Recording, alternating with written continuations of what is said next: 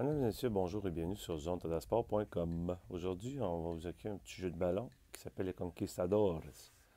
Et pour jouer à ce jeu, je dirais qu'on pourrait commencer ça à partir de la troisième année, troisième à sixième année, donc 9-12 ans pour ceux et celles qui sont dans les camps de jour. Donc, disposition très simple, on sépare le gymnase en quatre avec des cônes comme ceci. À l'intérieur du grand rectangle de basketball. Dans chacun des coins du terrain, on place un cône de couleur. Donc un cône bleu ici, un cône vert, un cône jaune, un cône rouge. Et dans chacune des équipes, on sépare les joueurs en quatre équipes. Et chacune des quatre équipes a une couleur distincte, c'est-à-dire bleu, vert, jaune et rouge. Le but numéro 1, c'est de ne pas se faire éliminer et toujours rester dans le même carré jusqu'à la fin de la partie.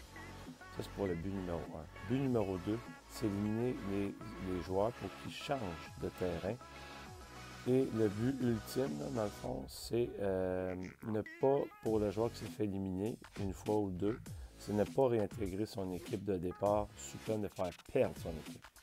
Donc, vous allez comprendre ça dans quelques instants, je vous explique.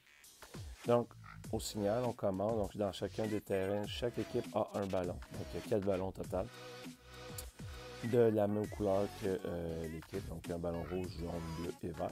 Et au signal, on commence. On essaie de faire une partie de ballon chasseur. Donc, on va prendre un exemple ici. Mettons, un bleu lance le ballon sur le vert ici. Il échappe le ballon. Donc, la personne avec le dossard vert, il ne va pas dans l'équipe à laquelle il s'est fait toucher par le ballon. Donc, si c'est un bleu qui a lancé sur le vert ne va pas dans les bleus, mais il s'en va dans le sens horaire d'une montre. Donc, il change, il s'en va dans l'équipe à côté, dans l'équipe des jaunes. OK?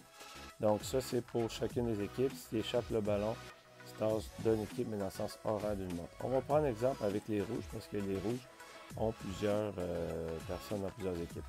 Donc, un rouge échappe une fois le ballon, il s'en va dans le sens horaire d'une montre, ça va dans l'équipe des jaunes ici, des bleus ici.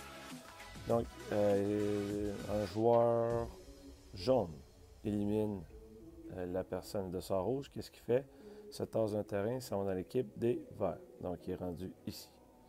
OK? Ensuite, il rééchappe le ballon. OK? Une troisième. Donc, là, ça fait échapper une fois le ballon. Une fois, deux fois. Il échappe une troisième fois le ballon. Il s'en va dans l'équipe des jaunes. Mais là, il est en danger parce que la partie va se terminer s'il échappe le ballon. Ça va donner 10 points aux autres équipes parce que ça va être lui, probablement, qui va réintégrer en premier son équipe. Donc, il échappe une troisième fois le ballon, s'en vient dans le terrain ici des rouges. Il rééchappe une autre fois le ballon. Donc, il y a quelqu'un, mettons, de sort bleu, il le lance dessus. Il l'échappe, il est éliminé, ça va dans l'équipe ici. Quand ça l'arrive, c'est la fin de la partie. 10 points sont accordés aux trois autres équipes puisqu'ils ont réussi à éliminer, dans le fond, à éliminer 4 fois un joueur d'une équipe, donc c'est-à-dire de sort rouge. Okay. Et on peut accorder aussi 10 points par joueur étant resté dans leur terrain respectif. Si on prend exemple, les jaunes auraient 10, 20, 30, plus un 10 points supplémentaires pour avoir éliminé le rouge puisqu'il a réintégré son équipe. Ça fait 40 points. Okay. Donc ici, l'équipe des rouges, ils auraient 20 points. Okay.